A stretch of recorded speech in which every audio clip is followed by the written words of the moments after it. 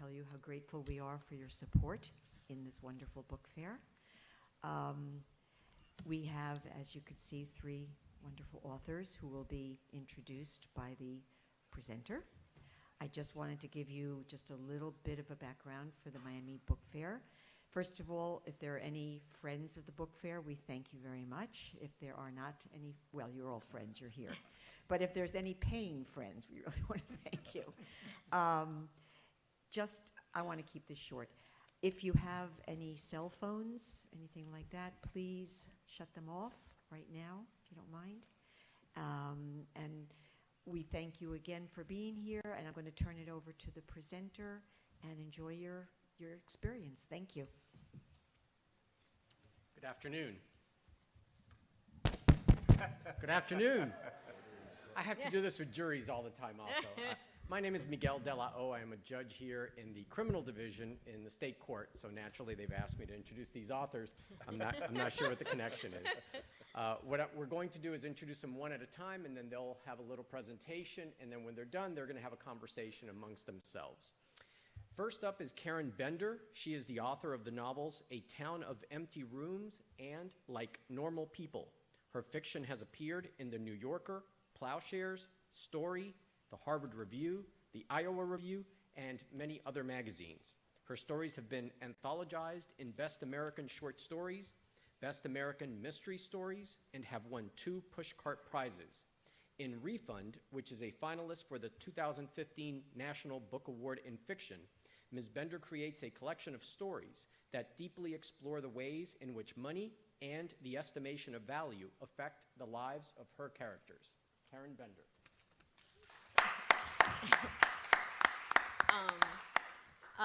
I am so happy to be here, so honored to be part of this panel with Jonathan Galassi and Jim Shepard. Oh my God, this has been quite a surreal week.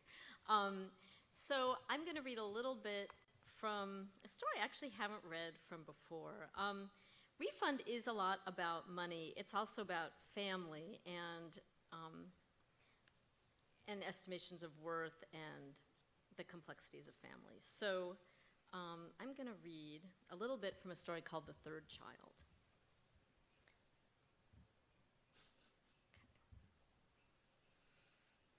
As the streetlights blinked on, Jane Goldman stepped onto her front porch to listen to the faint sound of screaming float from the other houses on her street. The screaming was the sound of children protesting everything: eating, bathing, sharing toys, going to sleep. As the weather warmed, she stood outside on her porch, smoking a rare cigarette and listening. This was her life now at 40. She had married a man whom she admired and loved, and after the initial confusion of early marriage, the fact they betrayed the other simply by being themselves, they fell into the exhausting momentum that was their lives. They had produced a son, now 5 years old, and a daughter now 8 months, 2 beings who hurtled into the world, ruby-lipped, peach-skinned, and who now held them hostage as surely as masked gunmen controlled a bank. Jane was a freelance editor for technical manuals, and her husband, after seeing his business as a high-priced web designer dry up, settled into a job as a consultant. They had moved to a mid-sized city in South Carolina. It was not their first choice. They did not know if they would ever feel at home there, but they could afford, finally, a small house as well as a car. They had found their own happiness weighted by resignation, that they were who they were, that they could never truly know the thoughts of another person, that their love was bruised by the carelessness of their own parents, his mother, her father. They would wander the world in their dreams with ghostly, intangible lovers, that their children would move from adoration of them to fury, that they and their parents would die in different cities, that they would never accomplish anything that would leave any lasting mark on the world. They had longed for this from the first lonely moment of their childhoods when they realized they could not marry their fathers or mothers, through the burning romanticism of their teens, to the bustling search of their 20s, and there was a faint regret that this tumult and exhaustion was what they longed for too, and soon it would be gone. Jane stood on the porch each night, watching the dusk settle on their street. When the screaming had ended, she sat watching the other families move behind the windows, gliding silently in their aquariums of golden light. One morning soon after, Jane sat cross-legged on the floor of the bathroom, the baby grappling at her breasts, and watched the line form on the test. She and her husband had not been trying for another child.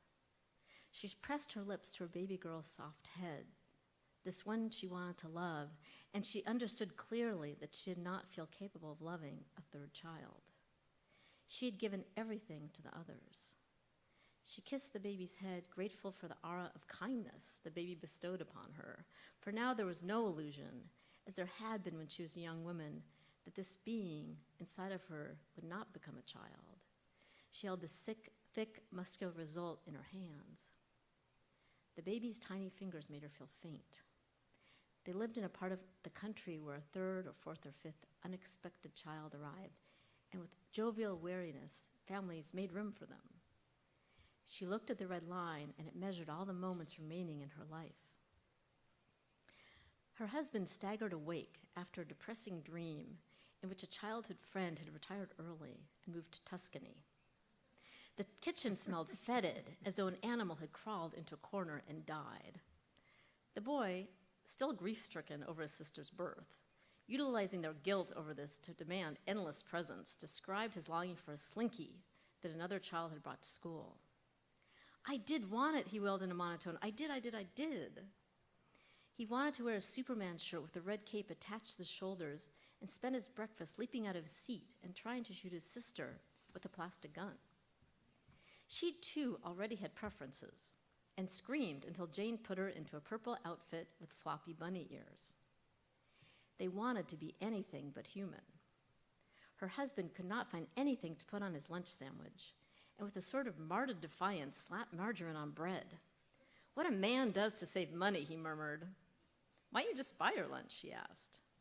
"Do you know how much that costs?" he said. "Do you know how much I'm saving this family by eating crap on bread every day?" "Get me a Slinky," the boy yelled to everyone. The baby screamed. "Will everyone please shut up?" she said, and then she flinched, embarrassed. "Don't say that around the children," he said. "I can say what I want." "Don't say shut up," the boy said in a ponderous tone. "Eat your breakfast," she hissed at him. "I hate it," he wailed, writhing out of his seat and onto the floor, where he curled up under the table as if preparing for a nuclear bomb. She glanced at her husband. Their love had been, like all love at the beginning, a mutual and essential misunderstanding, a belief that each could absorb qualities held by the other, that each could save the other from loneliness, that their future held endless promise that they would not be separated by death. This version of joy was what they had chosen of their own free will. The baby, not wanting to be undone, suddenly struck a pose like a fashion model. "How cute," said the husband. They all hungered for a moment of beauty. The baby laughed a glittery sound. The boy wept. The future lay before them, limp and endless. The husband got on his hands and knees by the son. "Come now," he said, his voice exquisite with tenderness. "You're a big boy now." He pleaded for maturity for 5 minutes, and when his voice was about to snap, the boy crawled out and donned a backpack, which made him resemble a miniature college student. He turned around delighted, so they all applauded. Their son ran out to the lawn. There was a sweet green freshness in the morning air. It was a Tuesday. She believed she was 6 weeks along. There was a bad taste in her mouth of ash. Behind them was their house, a flimsy tribute to the middle class. But one bad car crash, one growing lump, a few missed paychecks would send them packing. They could not afford to have a heart attack, to lose their minds. It was just spring. Daffodils burst out of the cold earth. She and her husband stood bewildered, watching the children in the golden southern sunlight. She loved them so deeply, her skin felt as if it were burning, and she also knew that her love, which she had thought contained boundless wealth, could be handed out to dozens, hundreds, had its finite limits as well. She called the babysitter, kissed her children goodbye, and went to the clinic. She was afraid he would have tried to convince her to have a third child. She wept on the way there for her certainty that she could not have another, for her desire to be good enough for the boy and girl. When she arrived at the clinic, she had stopped weeping. She drove home, sore and cramping, 3 hours later, down the broad gray lanes bordered by fast food emporiums, wanting to swerve in and run inside to the high school girls in bright hats behind the counter so she could hear them say brightly, "May I help you?" I'll stop there.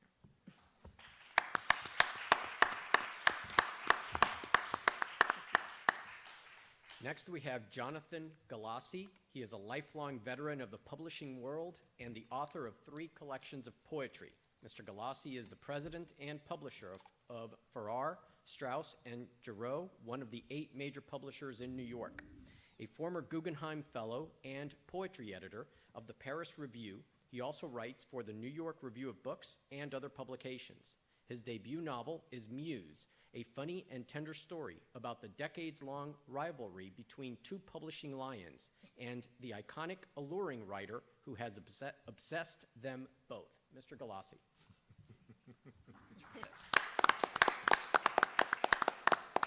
Thank you very much. It's odd to be up here with these very distinguished veterans. I'm usually out there with you guys. But I decided in my golden years to try to write a book that was a kind of memorial to the publishing business that I had known, which has largely faded away into something else, very vital but different. So this book is a counterfactual memoir in fiction. And I'm just going to read you part of the prologue. It has a prologue. I usually cut the prologues out of all the manuscripts that come into me, but we decided to keep this one. This is a love story. It's about the good old days when men were men and women were women and books were books, with glued or even sewn bindings, cloth or paper covers, with beautiful or not so beautiful jackets, and a musty, dusty, wonderful smell.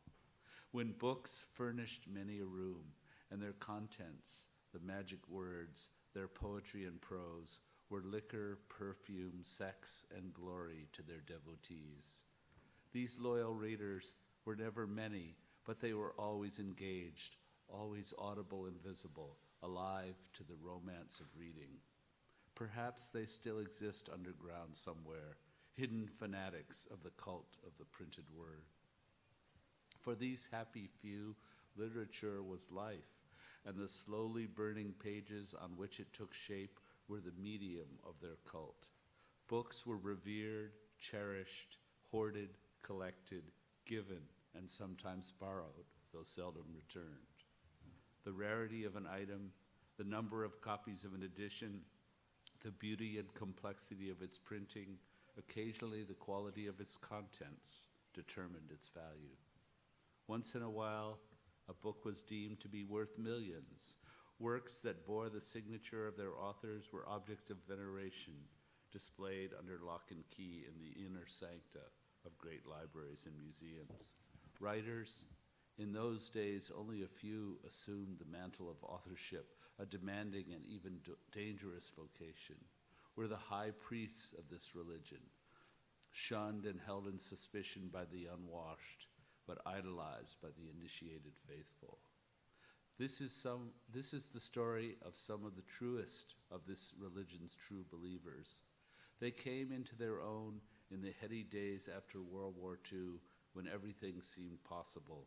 And in subtle ways, they changed the culture they lived in, made it richer, deeper, more exciting, and full of promise.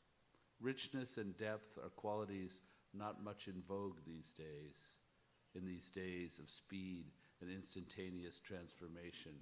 Our virtual world is a flat world, and we relish this about it. We change identities at the drop of a hat. We pivot, regroup, reconfigure, reinvent. The characters in this story are different. They were loyal to their own sometimes twisted yet settled natures, modern in the old-fashioned sense, and in their own selfish ways, they were heroes. This is also the story of our country's love affair with one of its great poets. Ida Perkins streaked across the sky of American life and letters as a very young woman and remained there in one way or another until her death in 2010 at the age of 85. While she lived, her every word and movement was noted and commented on, lionized, bemoaned. Our critics, most of them anyway, fell down before her, but so did the commonest of common readers. She made poetry fans out of ordinary women and men, and when she died, the outpouring of national grief was such that President Obama designated her death day, which was also her birthday, a national holiday. All of Ida's many lovers remained devoted to her, and all of them searched for and found reflections of themselves and of her love for each of them in her poems. But there were others who pined for her in unrequited fashion, who could only know her through her words, the readers who faithfully bought book after book over Ida's long career, the editors who dreamed of publishing her, the young poets who sat at her feet when she let them and swooned to be her swains, the critics who continue today to discover and invent the meanings of her infinitely various oeuvre, and the scholars who for decades to come will be poring over the many writings she left behind, poems, essays, unfinished memoirs and fiction and plays and notebooks, many of them as yet unavailable. Everything but letters, for Ida never wrote or kept personal correspondence. Words for her were meant to be whispered conspiratorially and deniably, or else committed irrevocably to the page. Her instantly recognizable, breathy voice, for a high-wattage intellectual star she came across as exceedingly shy, was part and parcel of what her second, and by common consensus, most beloved husband, Stephen Rentgen, called her lifelong need to seem normal.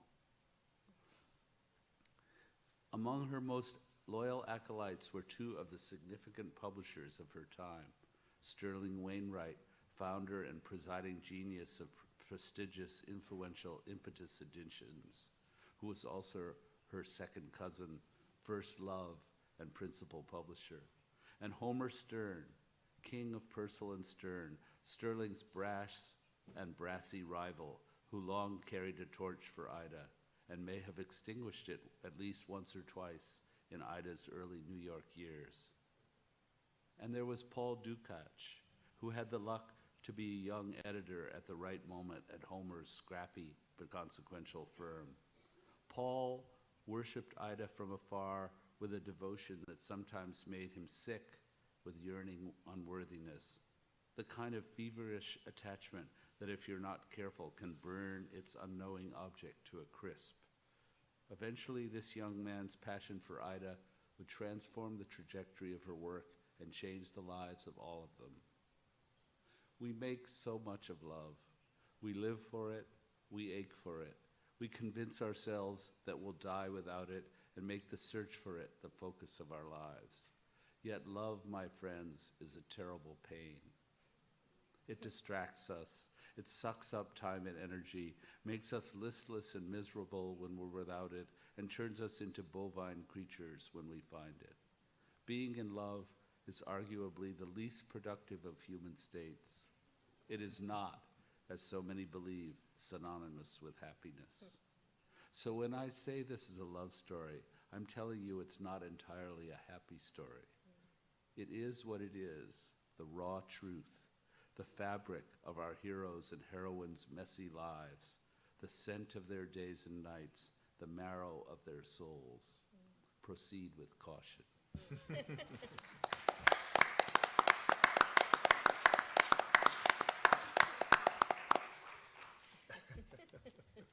And lastly, we have Jim Shepard, who is the author of 6 novels and 4 collections of stories, including You Think That's Bad, Like You'd Understand Anyway, and Love and Hydrogen, and Project X, a novel. His work has been published in The New Yorker, The Atlantic, McSweeney's, Tin House, and Playboy, among others. In Mr. Shepard's newest book, The Book of Aaron, a novel, Aaron, the narrator, is an engaging, if peculiar, and unhappy young boy whose family is driven by the German onslaught from the Polish countryside into Warsaw, and slowly battered by deprivation, disease, and persecution. He and a handful of boys and girls risked their lives to smuggle and trade contraband through the quarantine walls in hopes of keeping their families alive. Jim Shepard.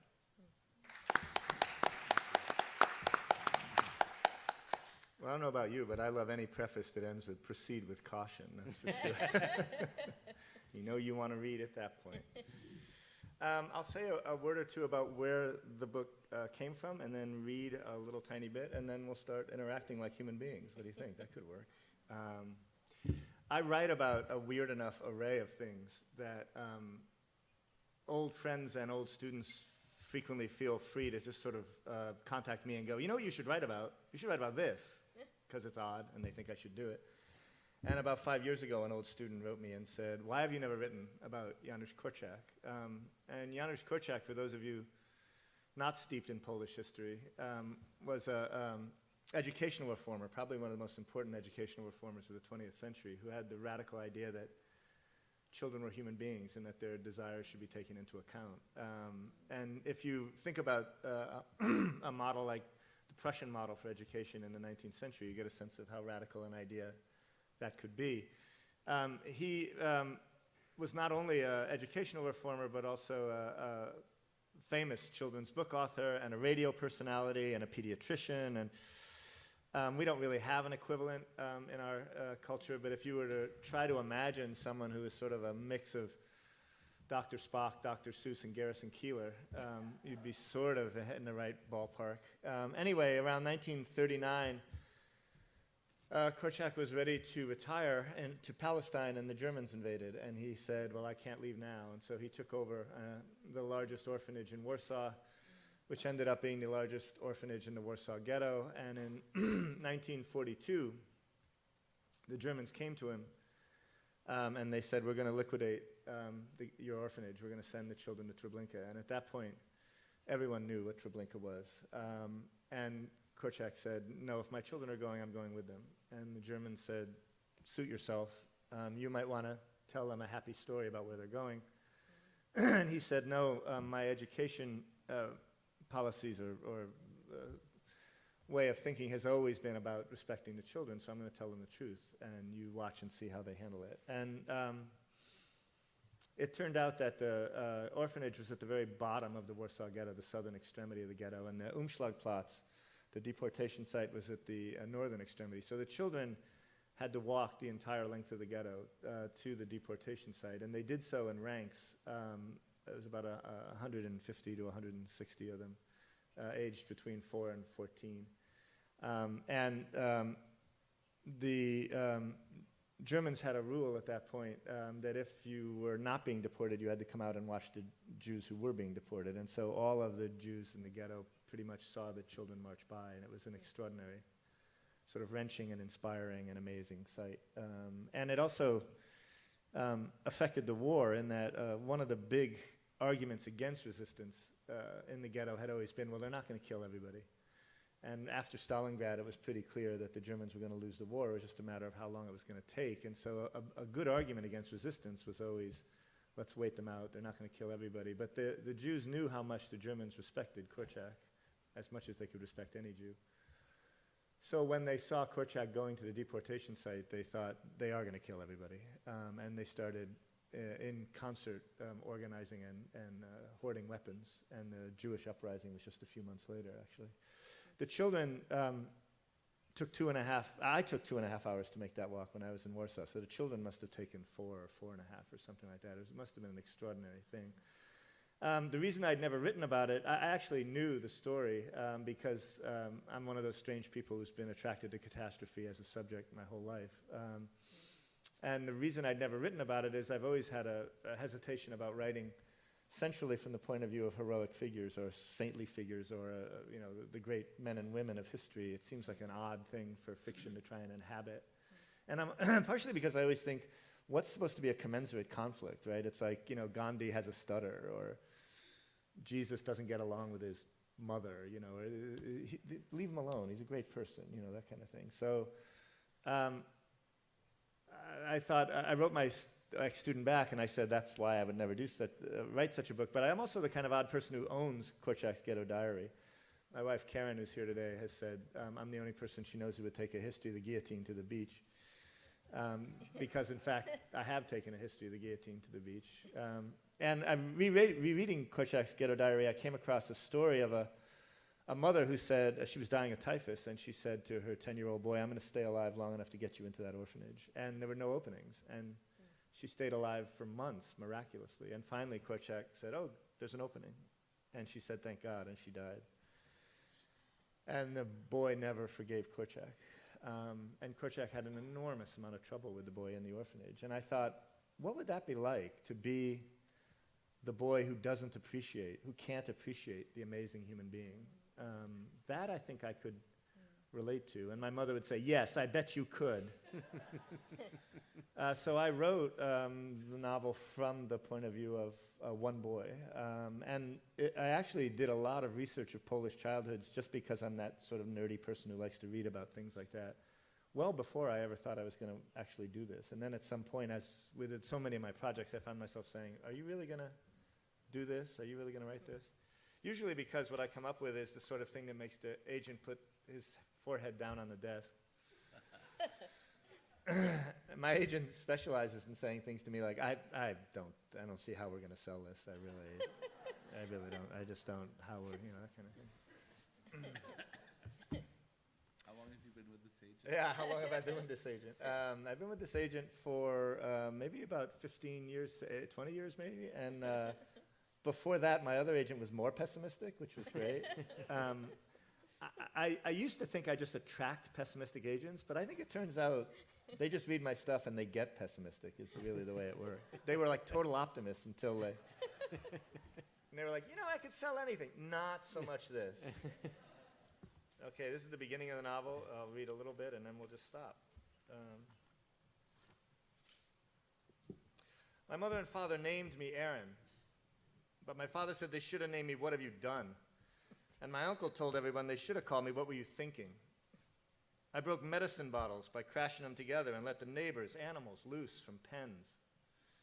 My mother said my father shouldn't beat such a small boy, but my father said that one misfortune was never enough for me, and my uncle told her that my kind of craziness was like stealing from the rest of the family. When I complained about it, my mother reminded me I had only myself to blame, and that in our family, the cure for a toothache was to slap the other side of your face. My older brother was always saying, we all went without cradles for our backsides or pillows for our heads. Why didn't he complain some more, my mother suggested. Maybe she could light the stove with his complaints. My uncle was my mother's brother, and he was the one who started calling me Shmaya, because I did so many things that made him put his finger to his nose as a warning and say, God has heard. We shared a house with another family in Panavish, near the Lithuanian border. We lived in the front room with a 4-pane window and a big stove with a tin sheet on top. Our father was always off, looking for money. For a while, he sold animal hides. Our mother wished he would do something else, but he always said, the Pope and the peasant each had their own work. She washed other people's floors, and when she left for the day, our neighbors did whatever they wanted to us. They stole our food and threw our things into the street. Then she came home exhausted and had to fight with them about how they treated us, while I hid behind the rubbish pile in the courtyard. When my older brother got home, they'd be part of the shouting too. Where's Shmaya, they'd ask when it was over. I'd still be behind the rubbish pile. Shmaya only looks out for himself, my uncle always said. But I never wanted to be like that. I lectured myself on walks. I made lists of ways I could improve. Years went by like one unhappy day. My mother tried to teach me the alphabet, unsuccessfully. She used a big paper chart attached to a board and pointed to a bird or a little man or a person and to the letter that went with them. The whole day was spent trying to get me to draw the semicircle and straight line of the letter Aleph. But I was like something that had been raised in the wild. I didn't know the names of objects. Teachers talked to me and I stared back. My last Hader results before we moved reported my conduct was unsatisfactory, my religion unsatisfactory, my arithmetic unsatisfactory, and even My wood and metal shop work unsatisfactory. My father called it the most miserable report he'd ever seen and invited us all to figure out how I had pulled it off. My mother said I might have been getting better in some areas, and he told her that if God gave me a second or third life, I'd still understand nothing. He said a person with strong character could correct his path and start again, but a coward or a weakling could not. I always wondered if others had such difficulty in learning. I always worried what would become of me if I couldn't do anything at all. It was terrible to have to be the person I was. I think I'll stop there.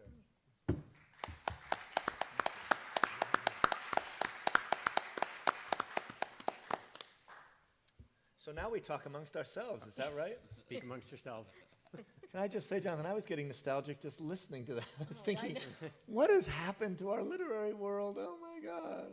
Well, the writers are still writing. The writers are still writing. There's the glass half full part of it right there, right? But at that moment when you talk about the effect that literary culture used to have on the greater culture, it's very poignant for anybody over like 30, I think, because you do remember. I was telling my wife Karen that, in fact, I came across a Newsweek from 1970 a few months ago, or maybe even longer, and I just flipped to the back, and the book reviews were Borges, Barthelme, and of course it was Newsweek, so it was middlebrow, and they were like, who knows what to make of this guy? But there was this sense, if Borges, you have to review Borges in Newsweek, right? Wow. And you're just thinking, that world is gone. Yeah. Right? The idea that part of culture needs to be. Well, there's, I mean, Speak into the mic, Jonathan. I don't know. I think that, Salman Rushdie gets reviewed, Welbeck gets reviewed, Jim Shepard gets reviewed, Karen Bender gets indubitably, reviewed. yeah. So I think, but I do think it's less at the center of what things were. So. Yeah, the literary world is still going strong in some ways. It's the relationship to the larger culture that has changed, I think, right? Well, it feels like it's smaller, but it's still very intense. You know, that you get people that respond to your work, but they're not many. Your books may not have, sell many copies, but that people do, it feels like this deep connection you have with people. Well, that would make sense if there's sort of an embattled it's very, minority, it feels right? very That would be more embattled, important to that group in some ways, I would think. Right. And, Do you feel embattled? Oh, hugely embattled. I mean, Especially this book, right now, Karen Oh my feels God! embattled, Well, now I feel great. But I mean, this book almost didn't sell, and it was a huge battle getting into print, partly because of the whole focus on sales, in the industry. So it's hard, but I feel like there's, I don't know, and I feel like the internet is both a hindrance and also positive. What do you think about that? Well, the internet is definitely a way of finding readers, niche, finding families, but it's also the same. Everybody's doing all sorts of other things on these machines than reading your book. Right. So that's right. Yeah. So many times when I was young, I would turn to a book out of boredom. I would turn to a book out of a lack of options. It'd be raining. I couldn't find my friends. Right. There was nothing on the 3 channels. The NBC was doing like Bonanza again or something. And I'm like, crap, the night's shot. I might as well read this book. And I would read it and it would be wonderful. Yeah.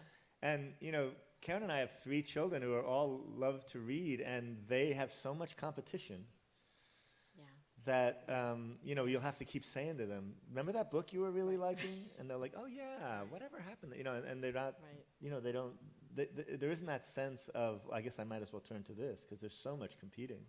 Right. If any of you have any questions, you can come up to the mic up here. Yeah, if you want to shut us down very fast. Or change the direction of the conversation.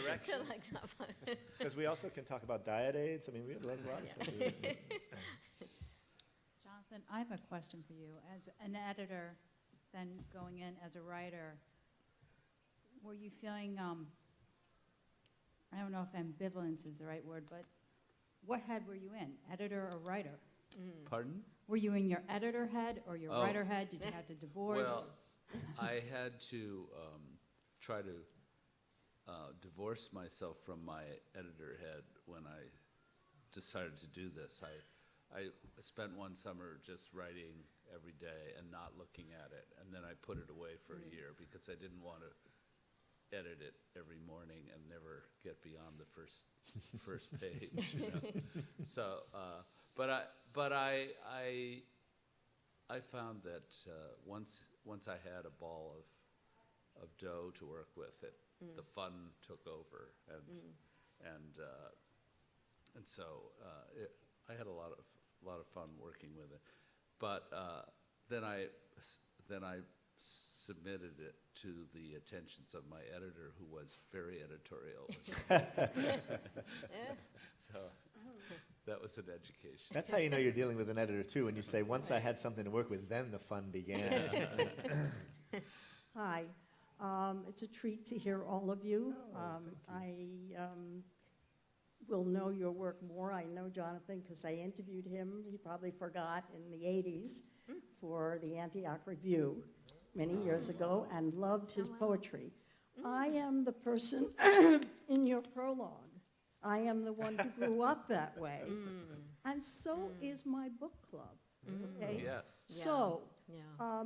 I attended something here. Well, I raised a daughter whose book is launched February 3rd in New York from Flatiron. Congratulations. And it's called The Forgetting Time. And Amy Einhorn picked it up. Great. So I'm proud of that. And I'm also a grandmother who decided now it's time to write your historical novel, which I've done, okay? Oh, yeah. But I spoke to the people in another panel in this room, which used to be overflowing with lines out the door. Now we feel even worse, thank you. But, no, because my husband said, well, that's because it's raining and it's Sunday. But the other was not as full as it used to be either. And I asked the four women, Mary Morris and Gwen, and wonderful four novelists whose novels I knew, what are we doing to get the next generation? It's the same thing I feel when I go to the New World Symphony. And I look around, and I'm loving the music here in Miami, and we're all great. So I know that literature is alive and well in classes, but I'm wondering maybe it's wrong to do all our PR in bookstores rather than right on campuses. We used to have a lot of lecture series, and there would be authors who would go. And so I just raised that. What can we do? I mean, can we have lecture series on campuses? What can we do to make sure that the next generation will have their book clubs and will continue to raise grandchildren? My grandchildren are great readers, and then there will be some future to the literary world. That's a great question. And I was actually thinking, recently I saw, I think it was on Facebook, that NaNoWriMo, which is this thing where people write a novel in a month, there were 300,000 people writing NaNoWriMo this month, which was great in that there were so many people writing. And I thought, what if each NaNoWriMo person was required to buy a novel? Also, and there'd be a lot of novels. And they could even buy certain types of novels, and I just thought, why don't we buy books the way that we buy furniture, or the way we buy a night out, a dinner, why don't we feel as comfortable buying? I don't know why that is, but yeah. Amazon doesn't help us. Right, yeah.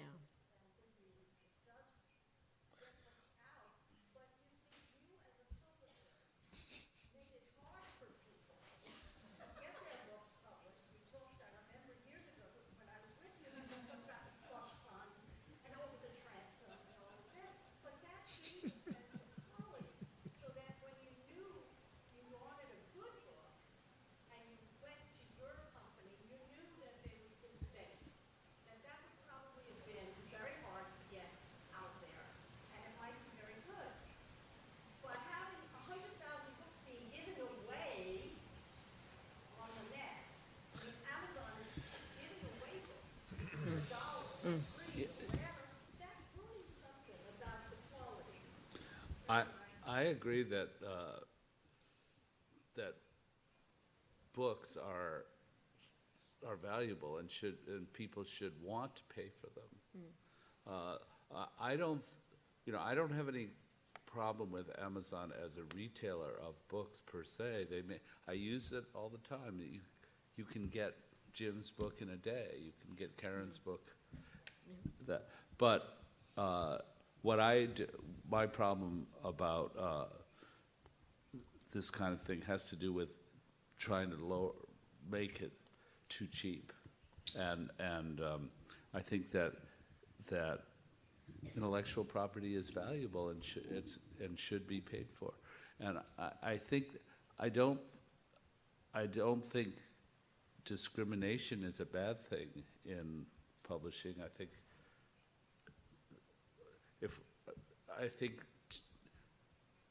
focus is what's really important in publishing. I think self-publishing is one of our big problems. You said, who was it? You said, someone said there were 300,000 people writing a novel in a month. They're all writing, but are they reading? Do they know? Right. Are they basing I always felt that in the poetry field, everyone wants to write poetry, but how many people actually read it? Yeah. It's a society of self-expressors. This is less of a question than a shameless promotion, but in part answer to the last question, things like the Miami Book Fair, I think, are excellent resources for people to learn about novels, and also community centers. And our David Posnack JCC Community Center has a community read every year, and this year on December 17th, we welcome Jim Shepard. Oh, you chose well. We did. We did. So I would just encourage anyone that's involved in a community organization bigger than your own book club to invite authors. And the other thing that we're doing at our JCC in Broward County is we have what we're not allowed to call anymore a sip and Skype, but we have authors Skype in very frequently with our members, and it's fantastic. So those are just some suggestions that we have here in South Florida. We invite all of you to the JCC to spend some more time with Jim on December 17th.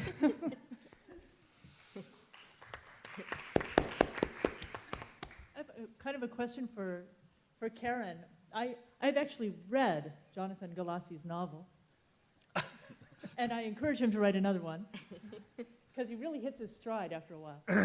But my question is just, because I never read a word you wrote. I still haven't seen anything you wrote in print. I am exceedingly impressed with this sort of lapidary, beautiful cleverness and irony. And I'm wondering if you chose to write short stories to have an excuse to cook things down to such density, or do you also write longer things with the same density, or take a more loping sort of pace if you write something longer? Great question. I feel more naturally a short story writer, I think partly because I'm a little ADD, and I feel like novels have been just really a struggle for me. Also, short stories where the money is. And it's where the money is, right?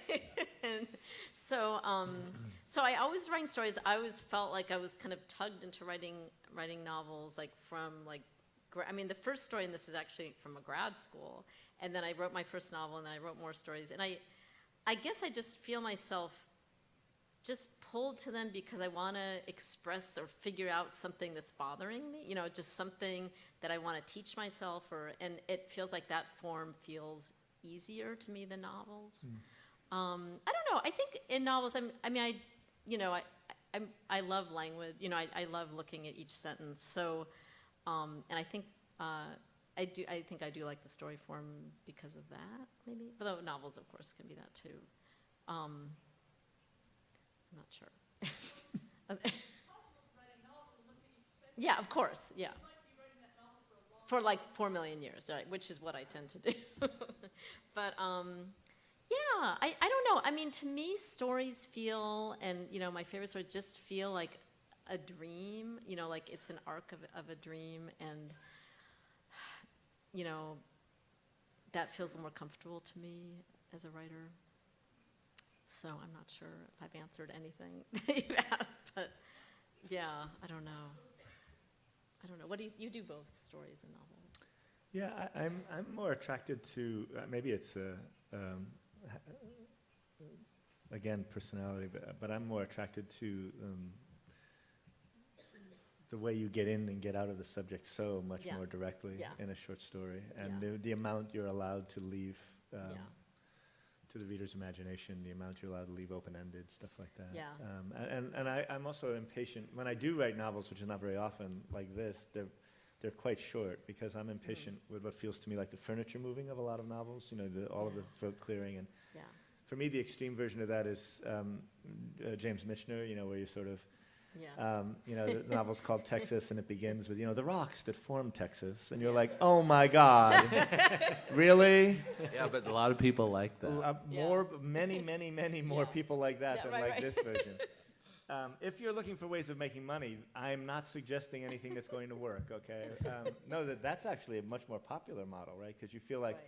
the reader feels like they're going to get this sort of comprehensive view of the world that they'd often They don't wanna get learn, anywhere they're else. Right. gonna learn something. They're They'll going to learn- learn yeah, something learn from their facts. fiction, right? Right, Oh, I didn't right. know the rocks that made Texas were yada, yada, yada, right? That But- kind of thing. Right. Valerie was asked why he didn't write fiction. He said, because I couldn't bear to write a sentence like, and then Madame so-and-so put on her hat and walked out the room. Well, Anthony Dorr and I appeared in Dallas together, the idea being Children in War or something like that. And, Tony had just written all the, that book that's still printing money, essentially, right? All the Light We Cannot See. And that book is much more expansive. And there were 800 people in the audience, and 785 had come to see Tony, essentially. And it was because, you get out into the world, and it's like, and over here is the Museum of Natural History, which, by the way, was built, and then you get all of that, right? Right. And meanwhile, this is sort of much Right. more one little character doing this, right? So, and that's a little bit more like a short stories agenda as well in a lot of Right. ways, right? Right. I just want to respond to the person who stood up and talked about the reading group that's going to have Jim. And I, as a publisher, I would say that the real problem, I think, in connecting to readers now is that readers are more occasional than they used to be. And so they're looking for people to help them connect to books, and that's why I think these programs are very important in doing just that. And I think readers want to be connected, but they often don't know how. Right. Right. So a book club that you trust is a really good, I also think MFA, we're talking about colleges, and MFA programs are these amazing little pockets all over the country of people that are obsessed with books and writing and reading, and have people come. And I've taught in different ones, and I feel like there's some connection between the publishers and the MFA programs that would be really productive. I don't know what, but it just feels like there are these readers, and AWP is now this like crazy, people come out from all over the country to read and write and talk about that. And most undergraduate institutions bring Yeah. writers in regularly. Yeah. The problem is not exposing young people Yeah. to writing and getting them enthusiastic. The problem, again, is as Jonathan was saying, making it anything more than very occasional. Right. Because and part of that is the culture's changed, Yeah. and part of that is that there's so much more competition. Right. And part of it, too, is I don't think we think about the arts as immersively as we used to either. I think there's a way in which I teach film sometimes, and one of the things I make my students do is go to the movies together, because film going is a communal experience, and they are totally weirded out by that, undergraduates. It's as if I said to them, we're all going to wash our hands together before class or something. They're like, all right, if that's what you want, we'll do that. But we did this, and I was watching a film with my class, and the woman, the undergraduate sitting in front of me said, wow, this is the scariest movie I've ever seen. And I thought, well, that's gratifying. And the instant she said that, she took out her phone and started texting. And I was so shocked that I did something that I never do as a professor, which is I went, and she jumped, and I said, what are you doing? And she said, what? And I said, what are you doing? And she said, I'm texting a friend. And I said, Wow. you just said this was the scariest movie you've ever seen. And she said, it is. And I said, are you texting that? And she said, no. And I just thought, what a different relationship to the arts, right? This is not someone who's bored. This is not someone who's going, oh, I don't like this movie. This is someone who's going, wow, this is great. Anyway. Wow. And they must be engaging books that way. They must be engaged. I mean, they're Well, engaging in everything that way, right? And what that means is a very different experience of the Someday arts. we are. Yeah. Right? Yeah.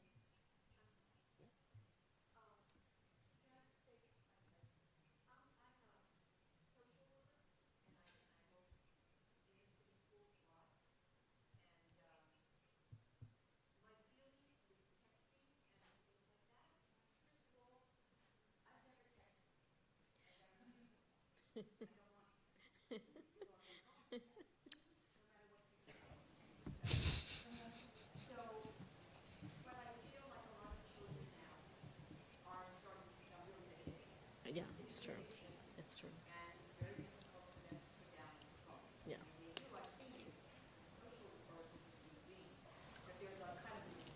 Mm.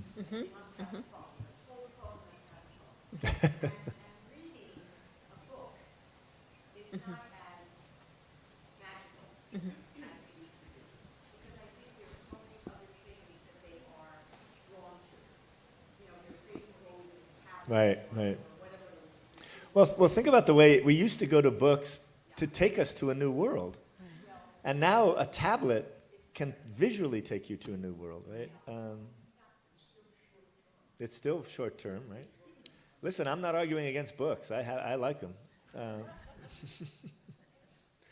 I think it's also our tolerance of dealing with deep feeling. I think our culture used to be maybe more tolerant or open to it. And, you know, my father's a psychoanalyst, so, you know, I feel like there's, you know, there used to be a lot more value toward telling stories and feeling the effects of them. And now I feel like we want to distract ourselves from feelings, that somehow you can't learn from them, that you have to be on to the next thing. And fiction is all about that. Mm. You know. Of texting, and I don't know.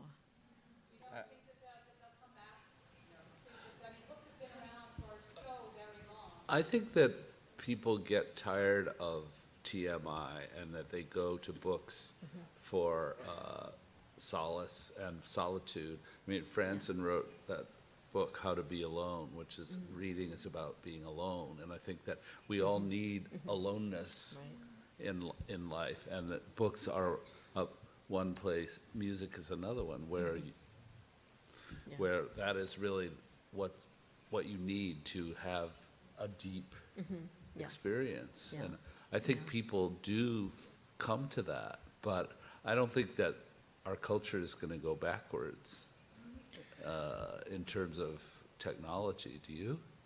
I just wonder if they won't return to something that's classic. So reading books, to me, more like the classics. And it's a classic form, a classic Well, in our culture. So I just wonder if that won't continue to.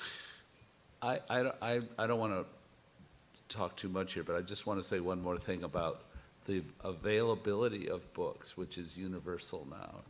That means that all books are available. So that means that new books like these guys have to compete with the classics in a different kind of way, so that there's a long tail. So that makes new books harder. It makes them harder to find readers because they're competing with every other book on your iPad.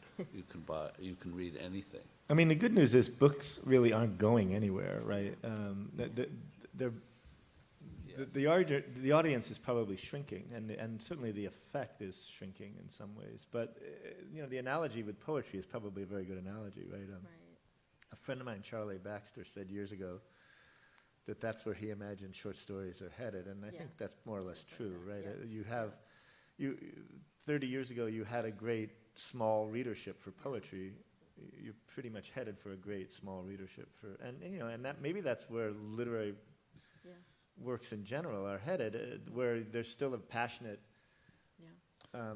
audience, but just a much smaller The one. poetry community is a very passionate, alive, Right. various Yeah. community.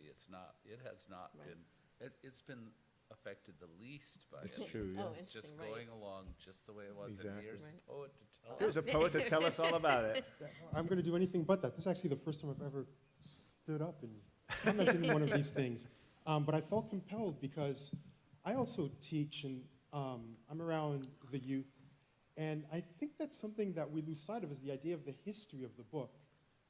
That your idea that books are classic and have always been around, I think is actually part of the problem, that the book is a form of technology. It once had the type of antagonism towards everyone that we now think about with texting and everything. Whether it was you're going to misunderstand the Bible or you're going to ruin your eyes, the book at one point was this newfangled thing Yeah. that was the enemy.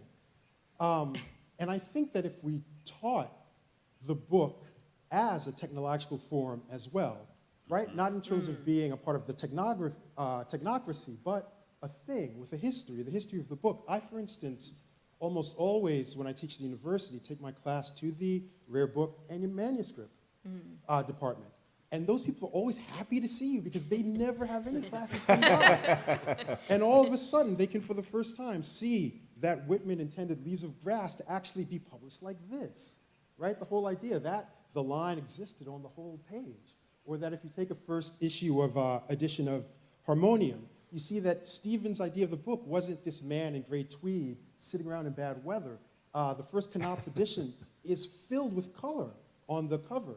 And I think when children, and I include college students in that, have this sense that the book is a piece of technology that they as well are participating in, and not this always already looming thing that they have no say in and have no participation in, that we would have a new way to think about the book, because we need to have new ways of thinking about the book. And I think if you could think, this is an iPhone 6, and there's going to be an iPhone 7, and this is a book from vellum, and this is a book with paper, right? Or this is a hardcover, and this is a paperback. If we think about the book as an object, the way that poets think about poems as objects, don't you think that that could That's great. possibly help? So books are classic, and I really do love that idea, but I really do think, no matter how well-intentioned that idea is, that we need to think of them as just another piece of technology, and they would last longer, and we'd have more young readers, I think, in that sense. There you That's go. my 2 cents. Yeah.